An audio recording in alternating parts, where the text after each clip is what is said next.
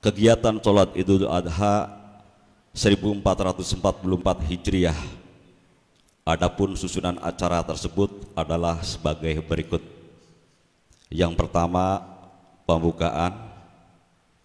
Kemudian acara yang kedua yaitu tausiah ibadah atau kultum yang nanti akan disampaikan oleh Ustadz Abdul Hadi SPDI. Kemudian pelaksanaan sholat Idul Adha selaku imam akan dipimpin oleh Ustadz Haji Wasim. Untuk petugas moroki akan disampaikan oleh Ustadz Suharjo, dan untuk petugas khutbah yaitu akan disampaikan oleh Ustadz Soroji Abdul Jalil.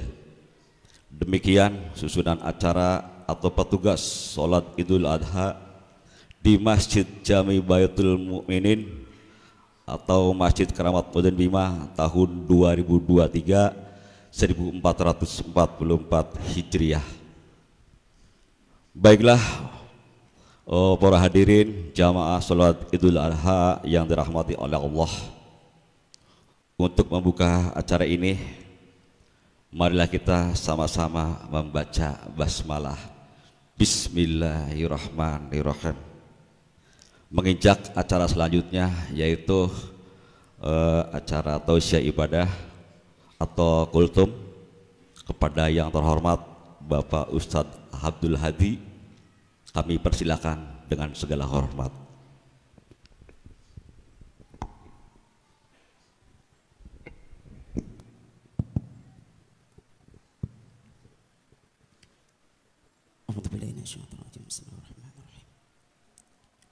Assalamualaikum warahmatullahi wabarakatuh.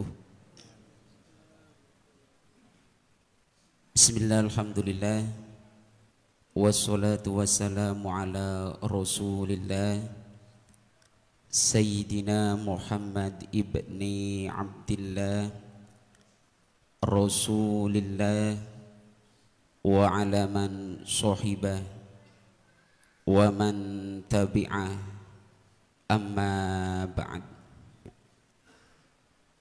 Ingkang kula hormati dumateng para alim, para kiai, para kesepuhan sedaya kemawon ingkang boten saged kaula sebut asmanipun setunggal lan setunggalipun tanpa mengurangi rasa hormat kami kepada beliau-beliau. Yang kami hormati aparatur pemerintahan Desa Lobenror, wabil khusus dumateng Bapakku Mahfudin SH. Yang kami hormati yang kami hormati jamaah sholat Idul Adha, semoga senantiasa dalam naungan rahmat Allah, kasih sayang Allah. Pertama-tama mari kita panjatkan puji syukur kepada Allah Subhanahu wa taala yang telah melimpahkan beberapa kenikmatan, kerahmatan kepada kita semua, sehingga alhamdulillah di pagi yang cerah ini kita patut bersyukur kepada Allah Subhanahu wa taala karena telah mempertemukan kita dengan bulan Dzulhijjah. Semoga kita digolongkan orang yang beruntung di dalamnya. Yang kedua kalinya, sholawat beserta salam semoga senantiasa tercurahkan kepada junjungan kita Baginda Agung Nabi besar Muhammad sallallahu alaihi wasallam, dengan satu harapan, mudah-mudahan kita semua digolongkan umat yang mendapat syafaat kelak di yaumil qiyamah. Amin amin ya rabbal alamin. Hadirin hadirat rahimakumullah, izinkan kami untuk menyampaikan sedikit daripada makna pengorbanan. Perlu diketahui bahwa bulan di sisi Allah itu jumlahnya ada 12. Dari 12 bulan ini Allah memuliakan 4 bulan yang kita kenal dengan Ashhurul Hurum, yaitu bulan-bulan yang dimuliakan oleh Allah. Yang pertama adalah bulan Dzulqa'dah, atau kita kenal istilah Jawa dengan bulan Kapit. Bulan Kapit atau bulan Dzulqa'dah ini kadang sering ditafsiri, diartikan oleh sekelompok umat Islam dengan bulan apes, sehingga banyak saudara-saudara kita yang merantau di tempat yang jauh, yang profesinya sebagai pedagang, kadang pulang karena menganggap bahwa bulan Dzulqa'dah adalah atau bulan Kapit kejepit. Sebetulnya pemahaman yang semacam itu tidak berlandaskan apa-apa, karena bulan Dzulqa'dah adalah merupakan bulan mulia. Para kesepuhan kita sangat cerdik. Kenapa di dalam bulan Dzulqa'dah kemudian dilarang untuk mengadakan pesta pernikahan, membangun rumah, dan kegiatan-kegiatan yang sifatnya menguras energi kita? Kenapa dilarang? Bukan berarti karena apes, tidak, akan tetapi bulan ini bulan mulia yang diperuntukkan untuk berpacu dalam ibadah. Begitu halnya dengan bulan Dzulhijjah. Bulan Dzulhijjah banyak riwayat-riwayat yang menjelaskan tentang keutamaan dalam bulan Dzulhijjah. Dan perlu ada catatan bagi kita bersama, ketika Allah mengistimewakan bulan 4 ini, yaitu ada hal-hal atau peristiwa-peristiwa yang harus kita kenang. Di antaranya bulan Dzulhijjah, yaitu bulan yang harus kita kenang daripada peristiwa agung yang bertebaran di bulan Dzulhijjah. Di antaranya di dalam bulan Dzulhijjah, yaitu ada kisah seorang 2 rasul yang mulia, yang agung, yaitu Nabi Ibrahim alaihissalam dan Nabi Ismail alaihissalam. Dan dari situlah nanti kita disyariatkan untuk yang namanya berkorban.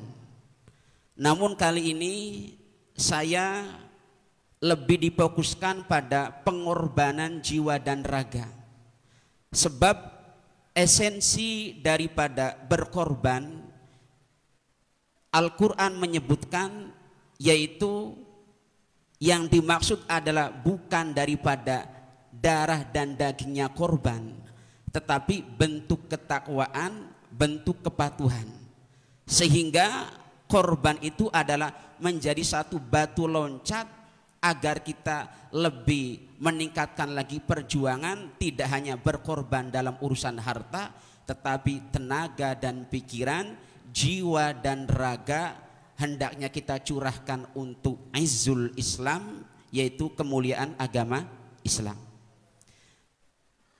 Perlu diketahui bahwa dalam satu riwayat daripada Ibnu Mas'ud radhiyallahu anhu, beliau mengatakan, innallaha ikhtaru minal ayyam arba'atan wa minasyuhur arba'atan wa minan nisa arba'atan wa arba'atan yusbiquna ilal jannah. Di sini ternyata kalau kita runut, angka 4 itu merupakan angka yang sangat istimewa. Apa keistimewaannya? Ternyata dari sekian angka 4 itu dipakai daripada simbol-simbol kemuliaan. Yang pertama, Allah memilih bulan 12 ini dimuliakan 4 bulan. Di antaranya tadi sudah saya sebutkan Dzulqa'dah, Dzulhijjah, Muharram, dan bulan Rajab. Ini mengenai bulan. Begitu halnya juga Allah memuliakan 4 hari. Ada hari yang dimuliakan oleh Allah. Yang pertama yaitu Allah memuliakan hari, yaitu adalah berupa hari Jumat. Sehingga kita kenal dengan Sayyidul Ayyam, yaitu daripada bulan yang agung, bulan di atas hari, Sayyidul Ayyam, gustine daripada hari. Artinya hari yang paling istimewa. Yang kedua, Allah memilih hari lagi adalah hari Arafah, yaitu hari 9 daripada bulan Dzulhijjah. Kemudian yang ketiga, juga Allah memuliakan hari lagi adalah hari daripada Idul Fitri, dan yang keempat adalah Idul Adha. Ini dari hari. Kemudian Allah juga memuliakan lagi, mengambil daripada seluruh manusia dari kalangan perempuan, disaring oleh Allah, difilter oleh Allah menjadi 4 wanita mulia di jagat raya di muka bumi ini. Siapa di antara mereka? Yang pertama adalah Siti Maryam, yang kedua adalah Khadijatul Kubra, yang keempat adalah Siti Asia, istri daripada Raja Fir'aun, yang keempat adalah yaitu Fatimah Zahra binti Rasulullah sallallahu alaihi wasallam. Begitu juga Allah mengambil lagi dari berbagai kalangan negara, dari berbagai macam orang beragama, yang paling utama dan yang mulia disaring menjadi 4. Yang pertama dari kalangan orang Arab, yaitu Sayyidul Mursalin, yaitu baginda Nabi besar Muhammad sallallahu alaihi wasallam. Yang kedua dari orang Persia, yaitu Salman Al-Farisi. Dan yang ketiga yaitu dari orang Rum atau orang Romawi, yaitu Suhaib. Yang keempat adalah yaitu dari orang Ethiopia atau orang Habasha, orang yang ada di dataran benua Afrika. Siapa itu? Bilal bin Rabah. Mari kita analisis satu persatu, kenapa 4 ini kemudian menjadi mulia. Kalau kita analisis, ternyata 4 ini menjadi mulia karena di balik 4 ini banyak keistimewaan. Saya ambil daripada orang-orang dulu. Yang pertama siapa? Siti Maryam. Kenapa dari kalangan manusia, dari kalangan perempuan diambil Siti Maryam? Karena Siti Maryam merupakan perempuan yang paling ahli ibadah, sehingga wajar kemudian Allah memilih kepada Siti Maryam karena jiwa dan raganya adalah diwakafkan untuk beribadah kepada Allah. Semoga kita semua, perempuan-perempuan kita, istri-istri kita masuk dalam golongan itu. Yang kedua adalah Siti Khadijatul Kubra. Kenapa Siti Khadijatul Kubra kemudian diangkat menjadi perempuan mulia, masuk dalam daftar 4 wanita yang dimuliakan oleh Allah dalam alam jagat raya ini?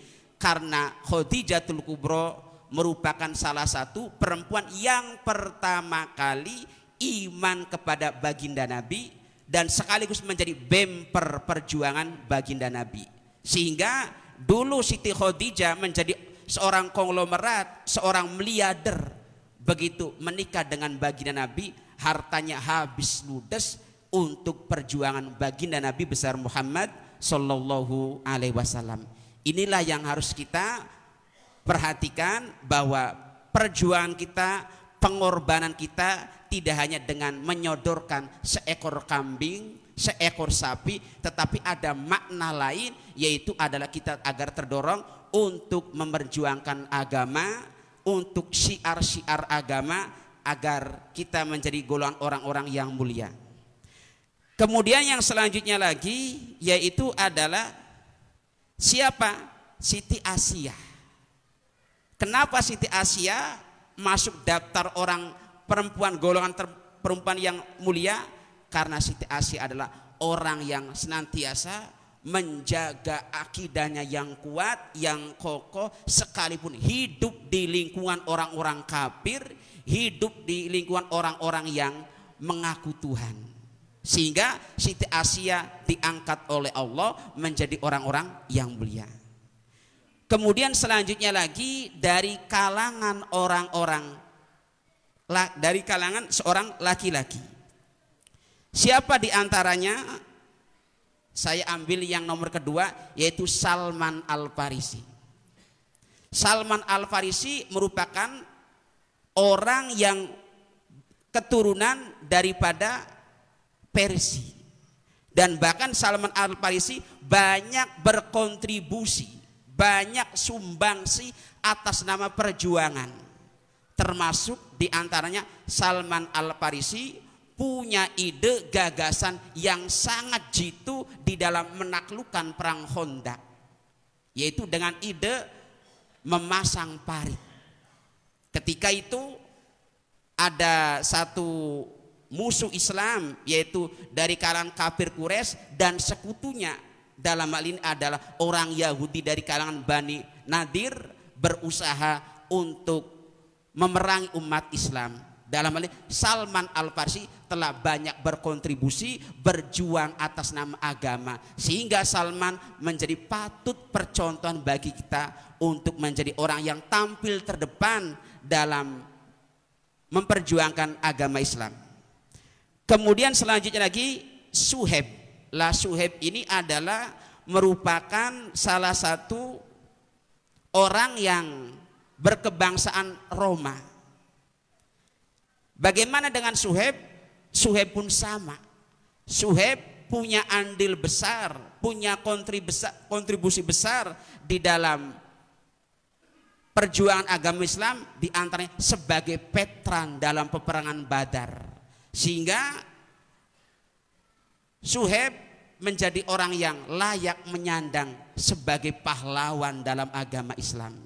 Oleh karena itu, yuk kita bersama-sama terus senantiasa tingkatkan pengorbanan kita, tidak hanya berhenti di sekedar menyodorkan sapi, menyodorkan kambing, tetapi ada makna lain di balik itu, yaitu agar kita semangat di dalam memperjuangkan agama. Kalau bukan kita, siapa lagi? Oleh karena itu, yuk kita maknai bulan Dzulhijjah ini adalah sebagai makna perjuangan yang terus menerus hingga titik darah penghabisan kita. Itu saja yang bisa saya sampaikan, mudah-mudahan ada manfaatnya. Saya akhiri, ihdinas shiratal mustaqim. Assalamualaikum warahmatullahi wabarakatuh. Waalaikumsalam warahmatullahi wabarakatuh. Terima kasih kami sampaikan kepada Ustadz Abdul Hadi SPDI yang sudah memberikan siraman rohani atau nabi pemahaman tentang agama. Untuk itu selanjutnya pelaksanaan sholat Idul Adha. Namun sebelumnya kami selaku pembawa acara, barangkali ada hal-hal yang kurang berkenan ataupun di dalam perjalanan ini kurang berkenan, dan saya pribadi dan juga atas nama pemerintahan desa dan juga atas nama DKM kami mohon maaf. Minal aidin wal faizin, mohon maaf lahir dan batin. Untuk itu, untuk para petugas silakan menjalankan tugasnya, dan kami akhiri. Wassalamualaikum warahmatullahi wabarakatuh.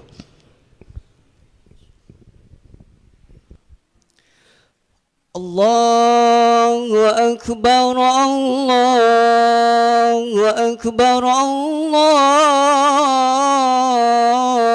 Akbar. La ilaha illallah, Allahu Akbar, Allahu Akbar. Walillahil hamd. الله أكبر الله أكبر الله أكبر لا إله إلا الله والله أكبر الله أكبر ولله الحمد الله أكبر كبيرا والحمد لله كثيرا وسبحان الله بكرة وأصيلا لا إله إلا الله لا نعبد إلا إياه مخلصين له الدين ولو كره الكافرون ولو كره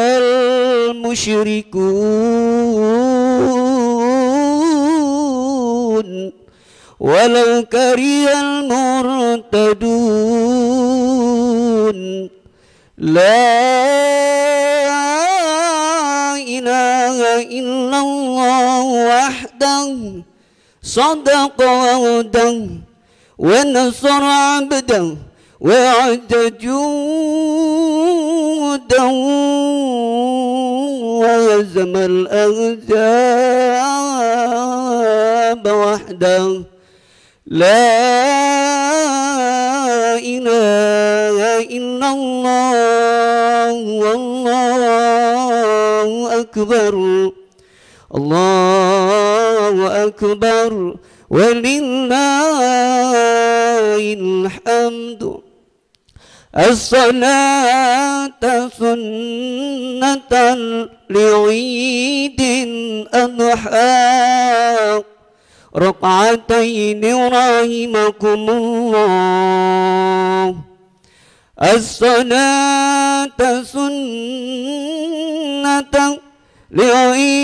لعيد الأضحى ركعتين رحمكم الله صلوا جميعا رحمكم الله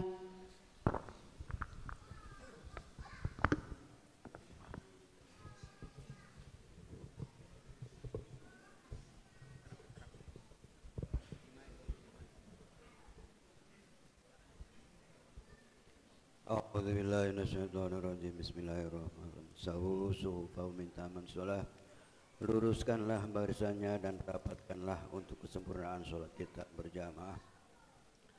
A'udzu billahi minasyaitonir rajim. Bismillahirrahmanirrahim. Usolli sunatan idul adha ra'ataini imama lillahi ta'ala. Allahu Akbar.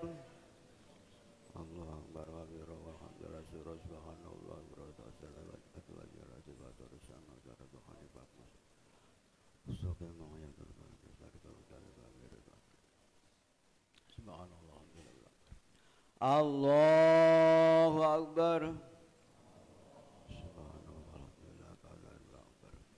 Allahu Akbar. Subhanallah walhamdulillah wallahu akbar. Allahu Akbar. Subhanallah walhamdulillah. Allahu Akbar. Subhanallah walhamdulillah wallahu akbar. Allahu Akbar. Subhanallah walhamdulillah. Allahu Akbar. Allahu Akbar. Bismillahirrahmanirrahim. Alhamdulillahi Rabbil Alamin. Ar-Rahmanir-Rahim. Maliki yaumiddin. إياك نعبد وإياك نستعين اهدنا الصراط المستقيم صراط الذين أنعمت عليهم غير المغضوب عليهم ولا الضالين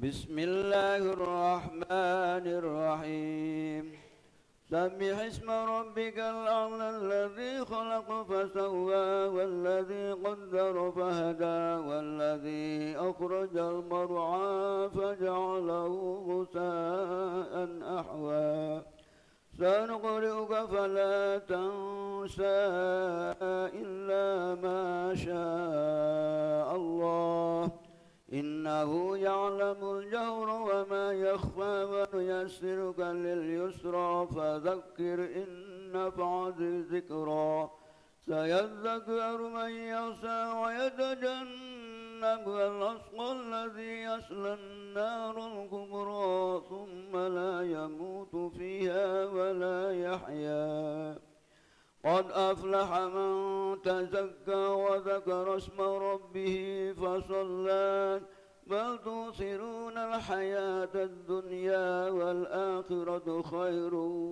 وأبقى إن هذا لفي الصحف الأولى صحف إبراهيم وموسى الله أكبر سمع الله لمن حمده الله أكبر الله أكبر الله أكبر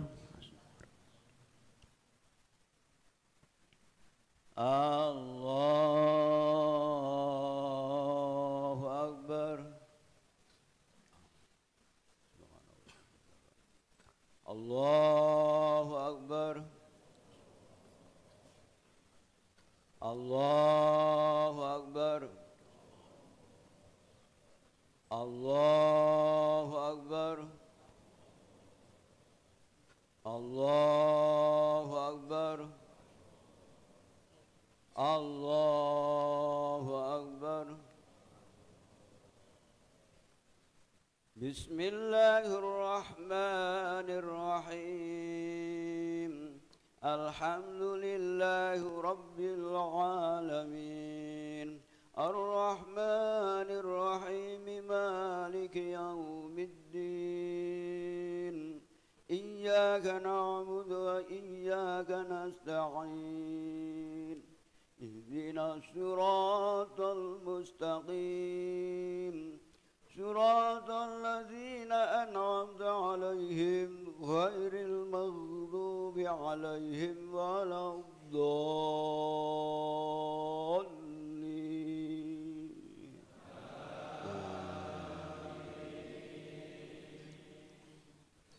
بسم الله الرحمن الرحيم والضحى والليل إذا سجى ما ودعك ربك وما قلى وللآخرة خير لك من الأولى ولسوف يعطيك ربك فترضى ألم يجدك يتيما فآوى ووجدك ضالا فهدى ووجدك عائلا فأغنى فأما اليتيم فلا تقهر وأما السائل فلا تنهر وأما بنعمة ربك فحدث الله أكبر سمع الله لمن حمده الله أكبر Allahu Akbar. Allahu Akbar. Allahu Akbar. At-tahiyatul mubarakatuh. Assalamualaikum. Assalamualaikum. Asyhadu an la ilaha illallah. Allahumma shalli ala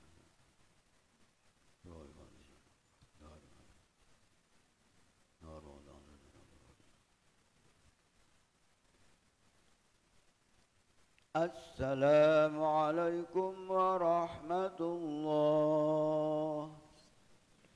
Assalamualaikum warahmatullah. Asyhadu an la ilaha illallah.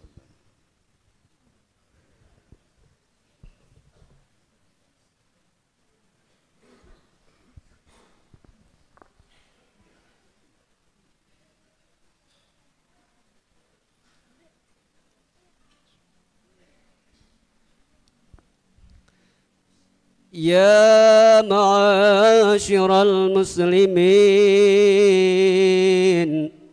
وزمرة المؤمنين رحمكم الله، اعلموا أن يومكم هذا ويوم الأكبر ويوم عيد الأضحى ويوم السرور ويوم المغفور ويوم حل الله فيه الطعام وحرم الصيام.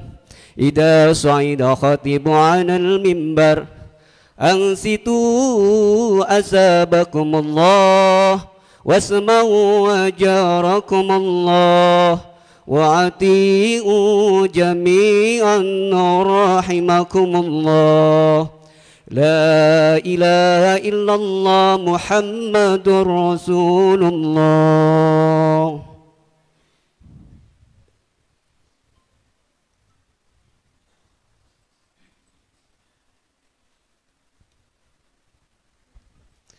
اللهم صل على سيدنا محمد. اللهم صل على سيدنا محمد. اللهم صل على سيدنا محمد سيد الأولين والآخرين وسلم ورضي الله تبارك عن كل صحابة ورسول أجمعين. آمين يا رب العالمين. اللهم قوي الإسلام من المسلمين والمسلمات والمؤمنين والمؤمنات وسيرهم على معن الدين. ربي تم لنا منك بالخير ويا خير الناصرين برحمتك يا أرحم الراحمين.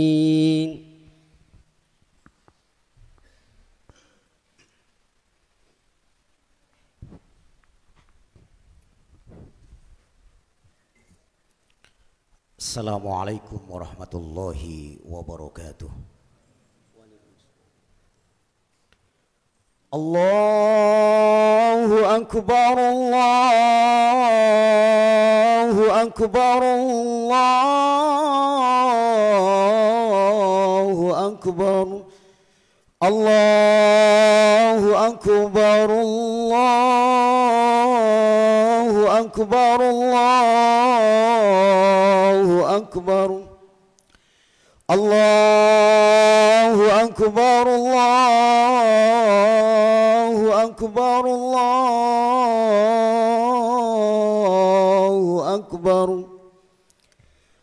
Allahu akbar kabira walhamdulillahi katsira wa subhanallahi bukratan wa asila. La ilaha illallah wallahu akbar. Allahu akbar ولله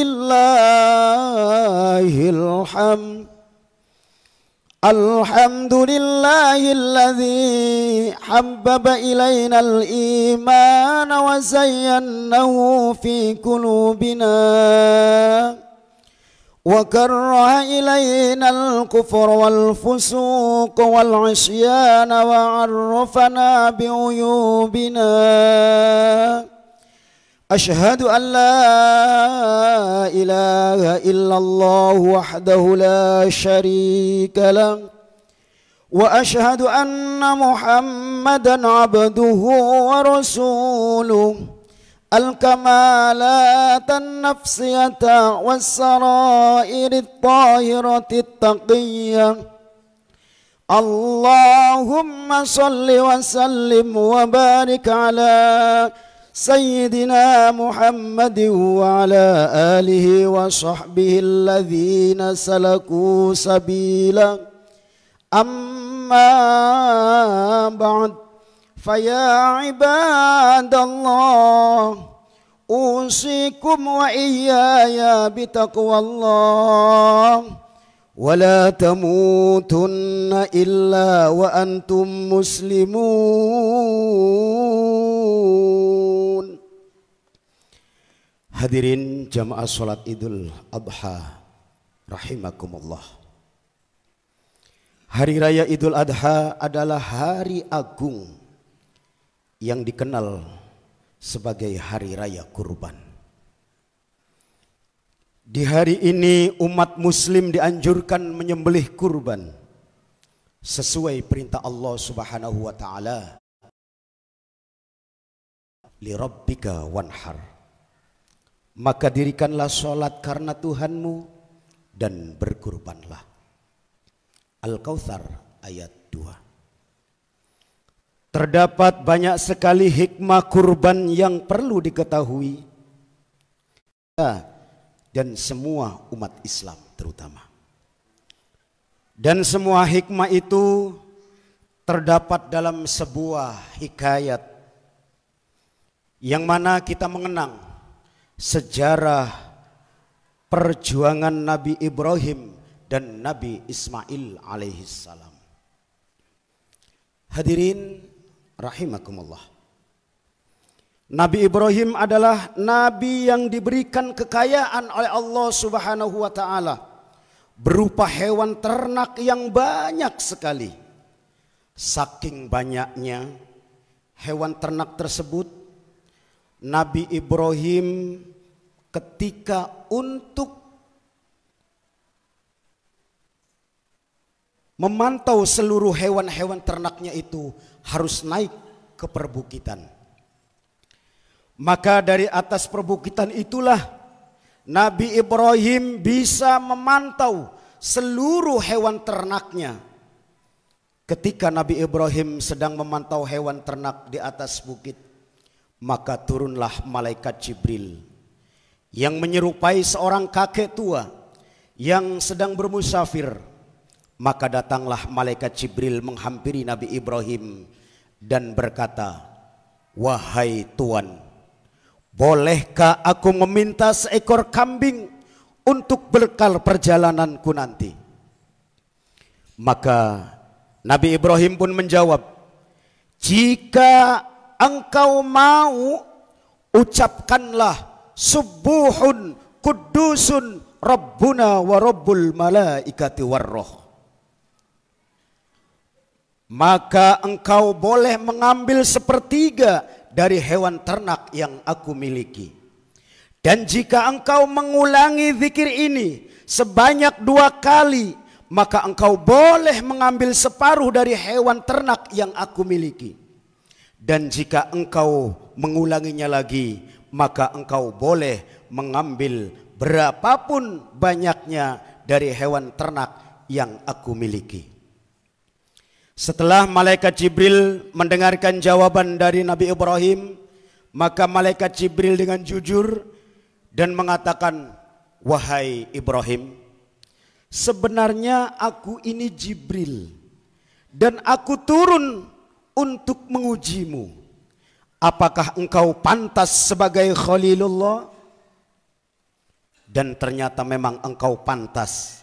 Tidak sedikit pun dalam hatimu tertarik dengan dunia ini walaupun kau sedang mengusahakannya. Dalam hal ini artinya Nabi Ibrahim bekerja keras mencari dunia, tetapi untuk kepentingan akhirat dan tetap mengutamakan Allah Subhanahu wa ta'ala. Allahu Akbar, Allahu Akbar, Allahu Akbar, walillahil hamd. Awal mula syariat kurban, mengapa Nabi Ismail dikurbankan oleh ayahnya Nabi Ibrahim? Sebelum disyariatkan berkurban seperti sekarang ini, dahulu Nabi Ibrahim sudah biasa berkurban untuk dibagikan pada orang-orang di sekitarnya. Dalam riwayat disebutkan Nabi Ibrahim bisa berkurban setahunnya itu 100 ekor unta, 300 ekor sapi, dan 1000 kambing. Melihat sebanyak ini kurban yang dilakukan oleh Nabi Ibrahim, banyak orang-orang di sekitar yang mengagumi Nabi Ibrahim. Sampai banyak orang memujinya, dan salah satunya ia berkata, "Sungguh luar biasa engkau wahai Ibrahim. Sebanyak ini kau berkurban, tidak ada sedikit pun penyesalan, kesedihan di wajahmu. Tidak ada yang sebaik engkau wahai Ibrahim." Banyak pujian kepada Nabi Ibrahim. Akhirnya Nabi Ibrahim menjadi hilaf dan mengatakan, kurban sebanyak ini belum seberapa. Andaikan Allah mengaruniakan kepadaku anak, kemudian Allah perintahkan aku untuk menyembelih anak itu, maka akan aku sembelih dia. Sebenarnya Nabi Ibrahim mengatakan seperti ini bukan untuk menyombongkan diri, tetapi karena ketakwaan kepada Allah Subhanahu wa ta'ala. Apapun yang diperintahkan Allah padanya, maka akan dilaksanakannya. Karena ketika itu usia Nabi Ibrahim sudah menginjak 80 tahun lebih, dan Nabi Ibrahim pun merasa dia tidak akan merasa memiliki anak, maka akhirnya terucaplah kalimat hilaf seperti itu. Hadirin jamaah salat Idul Adha rahimakumullah. Setelah bertahun-tahun Nabi Ibrahim pun sudah lupa dengan perkataan hilafnya tersebut.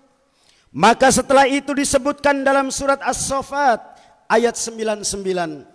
Wa qala inni dzahibun ila rabbi sayahdin.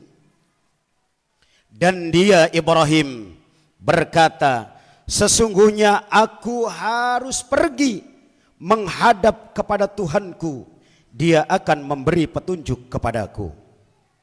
Nabi Ibrahim pergi untuk mengkhususkan beribadahnya kepada Allah Subhanahu wa ta'ala, dan benar-benar memohon kepada Allah untuk diberikan anak yang solih.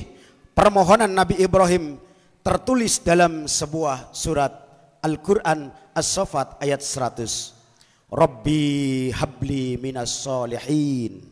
Ya Allah, karuniakanlah aku anak yang soleh. Kalimat ini pun terus diulang-ulang oleh Nabi Ibrahim. Dan ternyata Allah menjawab doa Nabi Ibrahim dalam ayat selanjutnya. Fabasyarnahu bighulamin halim. Maka kami beri kabar gembira padanya dengan kelahiran seorang anak yang sangat sabar, yaitu Nabi Ismail. Allahu Akbar, Allahu Akbar, Allahu Akbar, walillahil hamd. Nabi Ibrahim ini memiliki dua istri. Yang pertama Siti Sarah, dan yang kedua adalah Siti Hajar. Nah, Nabi Ismail ini dilahirkan dari ibu yang bernama Siti Hajar. Pada saat Siti Hajar hamil, karena besarnya kecemburuan Siti Sarah, maka Siti Hajar sering menutupi kehamilannya dengan menggunakan kain. Tujuannya agar Siti Sarah tidak melihat bahwa dirinya sedang mengandung. Setelah Siti Hajar melahirkan, semakin besar rasa cemburu itu, dan akhirnya Siti Sarah meminta kepada Nabi Ibrahim agar Siti Hajar dan Ismail itu dijauhkan dari tempatnya Siti Sarah. Akhirnya dibawalah dari Palestina menuju ke Makkah. Selanjutnya Siti Hajar tinggal bersama Ismail di Mekah dan Siti Sarah dengan Nabi Ibrahim di Palestina. Ia pun sering berkunjung ke Siti Hajar dan Ismail. Saat Nabi Ibrahim mengunjungi istri dan anaknya yang ada di Mekah, suatu hari Nabi Ibrahim bersama Hajar dan Ismail menggiring ternak yang banyak jumlahnya. Hari mulai larut dan mereka memutuskan untuk melanjutkan perjalanan dan tidur di suatu tempat bernama Masaril Haram. Karena terlalu lelah, ketiganya pun tertidur puas. Malam itu Nabi Ibrahim tiba-tiba bermimpi yang diperintahkan untuk menyembelih Ismail sebagai kurban kepada Allah Subhanahu wa taala. Kemudian beliau terbangun dan terdiam, berusaha mengartikan mimpinya tersebut. Sampai pagi tiba, ia tanpa terjaga dan tak mau menceritakan mimpinya itu kepada sang istri dan anaknya. Ia takut mimpinya itu harus membuat Hajar dan anaknya itu takut dan gelisah. Perjalanan pulang dan ternak-ternak pun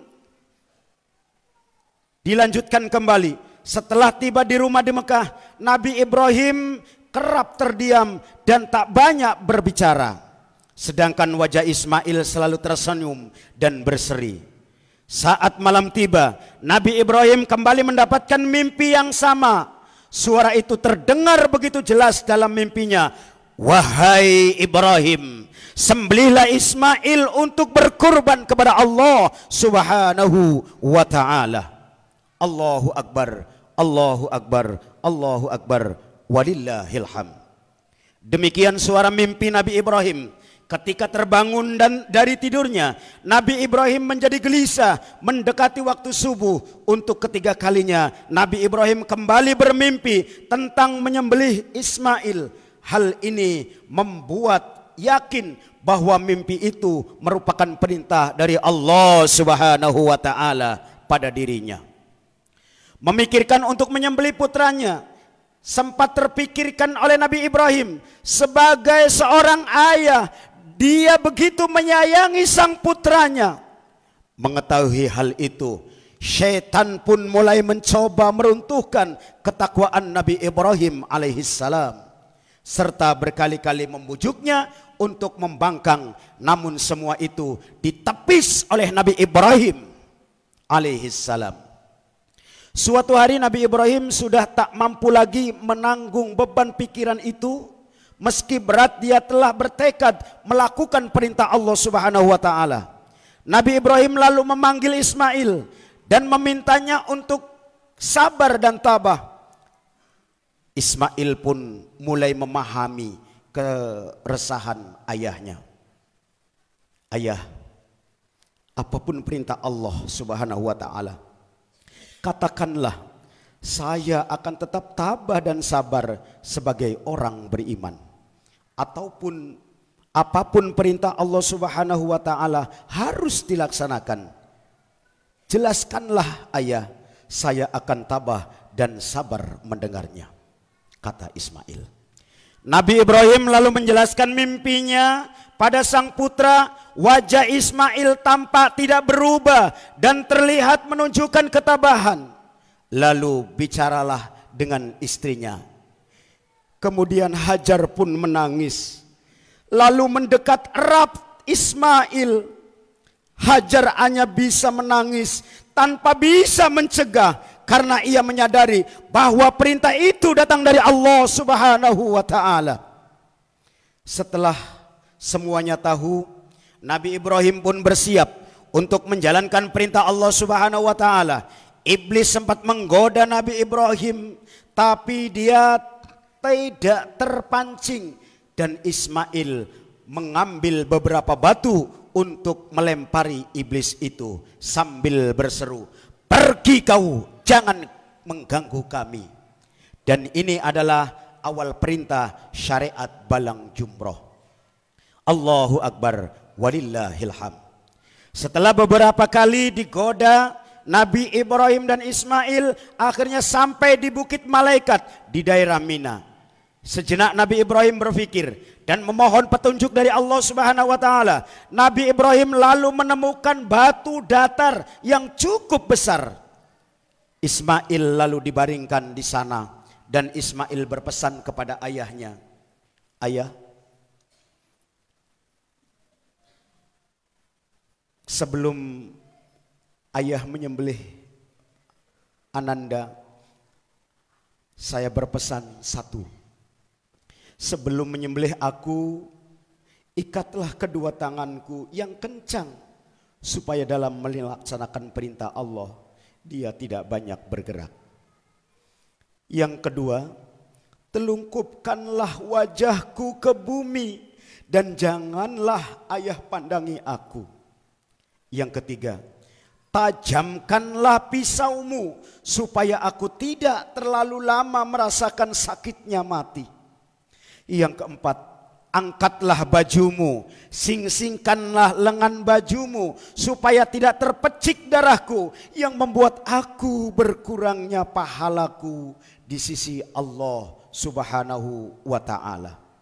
Yang kelima, bawalah bajuku pulang dan berikan kepada ibu. Sampaikanlah salam kepada ibu. Bersabarlah dalam menjalani perintah Allah. Dan yang keenam, janganlah memandang anak-anak sebayaku, agar ayah tidak terkenang dengan aku. Maka pesan Ismail itu terpenuhi. Mulailah Nabi Ibrahim menyembelih Ismail. Dan ternyata pisau yang digunakan dengan izin Allah Subhanahu wa ta'ala itu tumpul. Allahu Akbar, walillahil hamd. Nabi Ibrahim lalu meminta anaknya untuk bersabar, bertawakal. Ia lalu kembali mencoba menyembelih Ismail dengan pisau yang tajam. Kali ini malaikat Jibril datang. Setelah diutus oleh Allah Subhanahu wa ta'ala, suara malaikat Jibril terdengar di seluruh penjuru bukit. Hai Ibrahim, sungguh kau telah siap untuk melaksanakan perintah Tuhan. Allah Subhanahu wa ta'ala akan mengampunimu dengan ketaatanmu itu. Hai Ibrahim, sembelihlah kibas ini sebagai pengganti Ismail.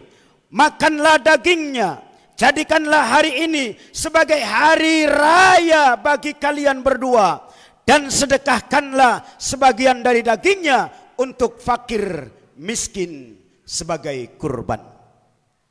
Demikian kata malaikat Jibril. Mendengar seruan malaikat Jibril, Nabi Ibrahim kaget dan rona wajahnya langsung bahagia. Ia lalu menyimpan kembali pisaunya dan meminta Ismail bangun. Dan ini suatu mukjizat dari Allah Subhanahu wa ta'ala yang menegaskan bahwa perintah kurban itu hanya ujian bagi Ibrahim alaihissalam dan Nabi Ismail alaihissalam. Perintah itu ingin mengetahui sejauh mana cinta dan ketaatan keduanya kepada Allah Subhanahu wa ta'ala. Allahu Akbar, walillahil hamd. Semoga dengan cerita atau hikayah singkat ini kita semua bisa mengambil hikmahnya. Amin. Allahumma ya rabbal alamin. Barakallahu li walakum fil Qur'anil azim. Wa nafa'ani wa iyyakum bima fihi minal ayati wa dzikril hakim. Wa qur rabbighfir warham wa anta khairur rahimin. اللهم صل وسلم وزد وادم ونعم وتفضل وبارك بجلالك وكمالك على جين عبادك وشرف عبادك سيد العرب والعجم وإمام طيبة والحرم سيدنا ومولانا محمد وعلى آله وصحبه وسلم ورضي الله تبارك عن صحابة رسول الله أجمعين. الله أكبر الله أكبر الله أكبر Allahu Akbar, Allahu Akbar, Allahu Akbar, Allahu Akbar, Allahu Akbar kabira, walhamdulillahi katsira, wa subhanallahi bukratan wa asila. La ilaha illallah, wallahu akbar, Allahu akbar, walillahil hamd. Alhamdulillahilladzi a'adal a'yada wa karrar. أحمده سبحانه أن خلق وصور، وأشهد أن لا إله إلا الله وحده لا شريك له، شهادة يثقل بها الميزان في المحشر، وأشهد أن محمد رسول الله المبعوث إلى الأسود والأحمر. اللهم فصل وسلم على سيدنا محمد وعلى آله وأصحابه الفائزين بالشرف الأفخر.